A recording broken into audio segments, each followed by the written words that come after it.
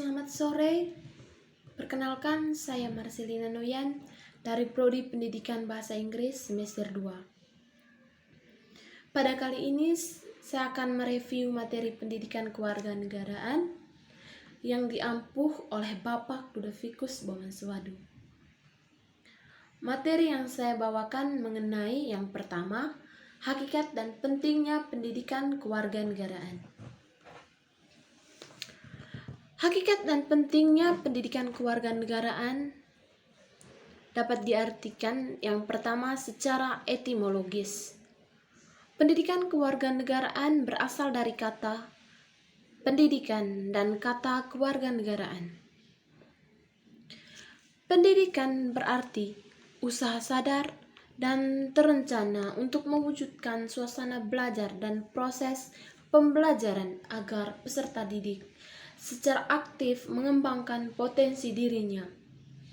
Sedangkan kewarganegaraan adalah segala hal yang berhubungan dengan warga negara. Yang berikut secara yuridis.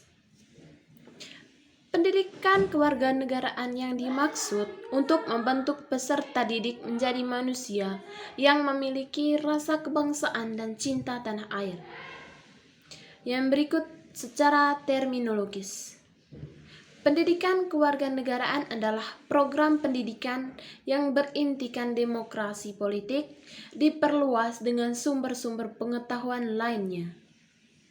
Pengaruh-pengaruh positif dari pendidikan sekolah, masyarakat, dan orang tua. Semuanya itu diproses guna melatih para siswa untuk berpikir kritis, analisis, bersikap, dan bertindak demokratis dalam mempersiapkan hidup demokratis berdasarkan Pancasila dan Undang-Undang Dasar 1945. Negara perlu menyelenggarakan pendidikan kewarganegaraan karena setiap generasi adalah orang baru yang harus mendapat pengetahuan, sikap atau nilai, dan keterampilan agar mampu mengembangkan warga negara yang memiliki watak atau karakter yang baik dan cerdas.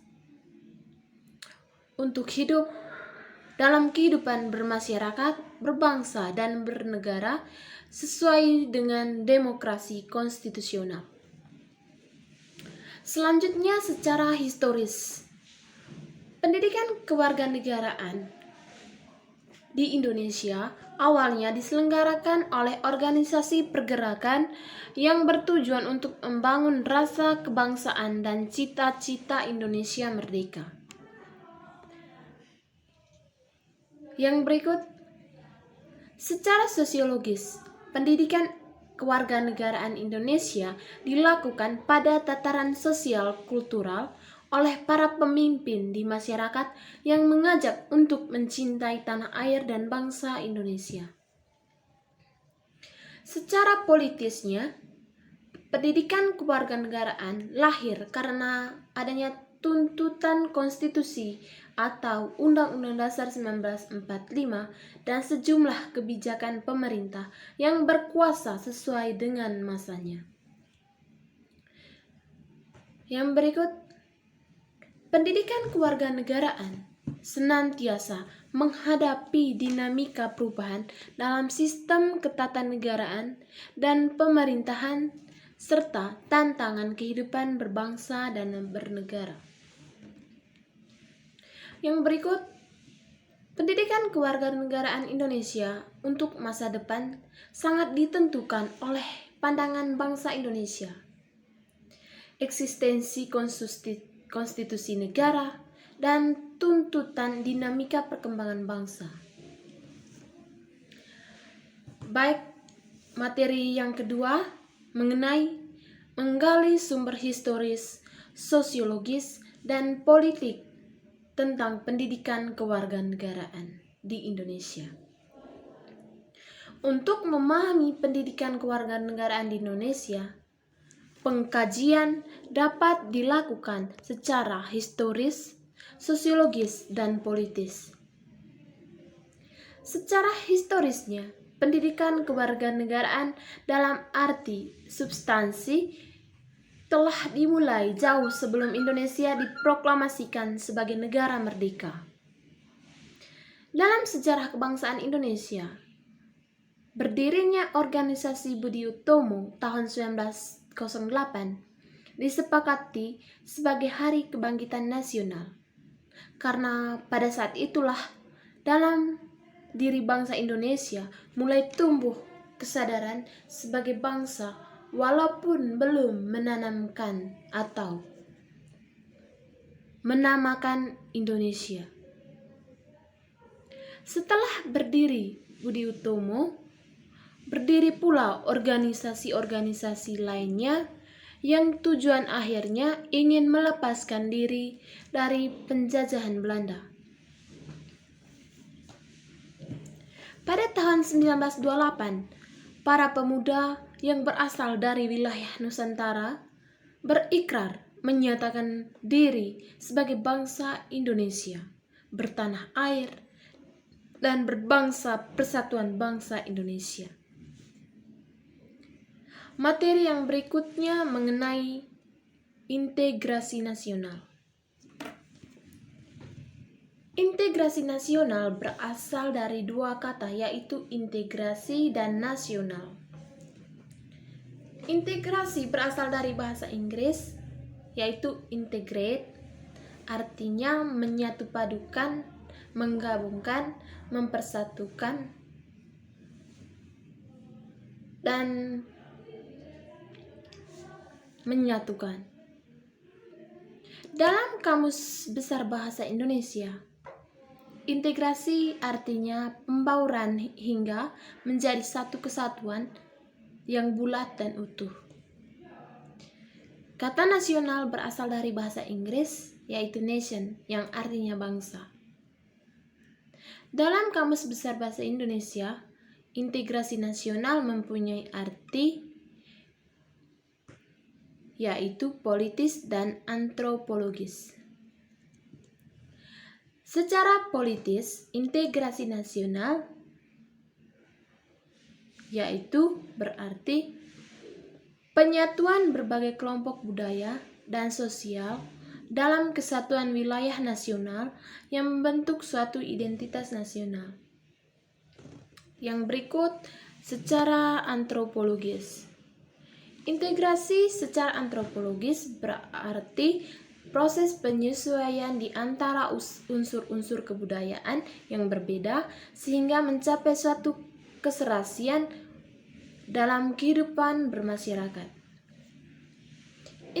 Integrasi nasional adalah usaha dan proses mempersatukan perbedaan-perbedaan yang ada pada suatu negara sehingga terciptanya keserasian dan keselarasan secara nasional. Seperti yang kita ketahui, Indonesia merupakan bangsa yang sangat besar dan baik dari kebudayaan ataupun wilayahnya. Di suatu sisi, hal ini membawa suatu dampak positif bagi bangsa karena kita bisa memanfaatkan kekayaan alam Indonesia secara bijak atau mengelola budaya-budaya yang melimpah untuk kesejahteraan rakyat. Namun, selain menimbulkan sebuah keuntungan, hal ini juga menimbulkan masalah yang baru. Dapat kita ketahui dengan wilayah dan budaya yang melimpah. Itu akan menghasilkan karakter atau manusia-manusia yang berbeda, sehingga dapat mengancam keutuhan bangsa Indonesia. Yang berikut, faktor-faktor pendorong integrasi nasional. Yang pertama, faktor sejarah yang menimbulkan rasa senasib dan seperjuangan. Yang kedua, keinginan untuk selalu bersatu di kalangan bangsa Indonesia sebagaimana dinyatakan dalam Sumpah Pemuda tanggal 28 Oktober 1928. Yang ketiga, rasa cinta tanah air di kalangan bangsa Indonesia sebagaimana dibuktikan perjuangan merebut, menegakkan, dan mengisi kemerdekaan. Yang keempat, rasa rela berkorban untuk kepentingan bangsa dan negara. sebagaimana dibuktikan oleh banyak pahlawan bangsa yang gugur di medan perjuangan. Yang kelima, kesepakatan atau konsensus nasional dalam perwujudan proklamasi kemerdekaan Pancasila dan Undang-Undang Dasar 1945, bendera merah putih, lagu kebangsaan Indonesia Raya, bahasa kesatuan, yaitu bahasa Indonesia. Baik, yang berikut faktor-faktor penghambat integrasi nasional. Yang pertama, masyarakat Indonesia yang heterogen atau beraneka ragam dalam faktor-faktor kesukubangsaan dengan masing-masing kebudayaan daerahnya, bahasa daerah, agama yang dianut, ras, dan sebagainya. Yang kedua, wilayah negara yang begitu luas, terdiri atas ribuan kepulauan yang dikelilingi oleh lautan luas. Yang ketiga, besar kemungkinan tantangan, hambatan yang merongrong keutuhan, kesatuan, dan persatuan bangsa, baik yang berasal dari dalam maupun luar negeri. Yang keempat, masih besarnya